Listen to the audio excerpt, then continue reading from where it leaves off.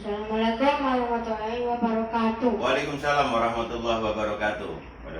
Pada malam hari ini, saya wawancara demi tugas sekolah dengan bapakku, Bapak Haji Rahmat Hidayat. Lanjutkan pertanyaan. Pertanyaan pertama, bagaimana cara mengolah, memelihara, dan melestarikan SDA?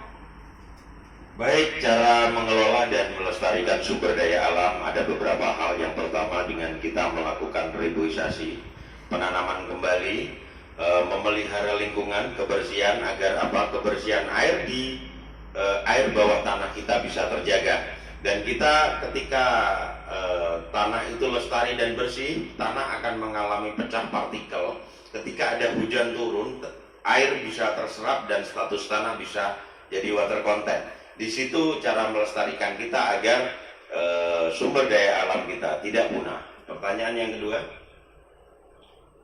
mengapa kita harus memanfaatkan SDA sebaik-baiknya?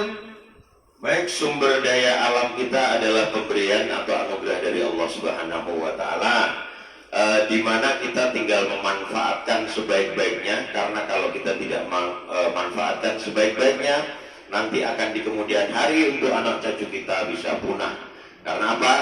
Kita harus jaga kebersihan, jaga kelestarian lingkungan, dan menjaga kesuburan tanah agar status tanah itu tadi bisa tetap kita pakai untuk di kemudian hari. Pertanyaan selanjutnya, bagaimana cara memanfaatkan SDA agar tidak punah?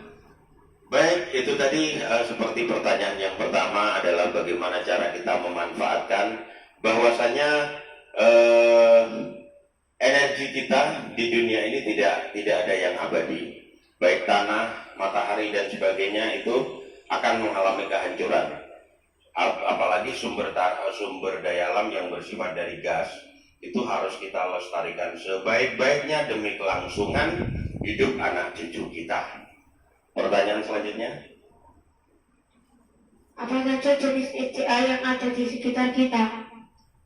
jenis sumber daya alam yang ada di sekitar kita, saya ulangi, ada yang bisa kita manfaatkan adalah matahari. Matahari itu memancarkan sinar gamma yang dibutuhkan oleh kelayak kelangsungan hidup manusia, tumbuh-tumbuhan, dan hewan.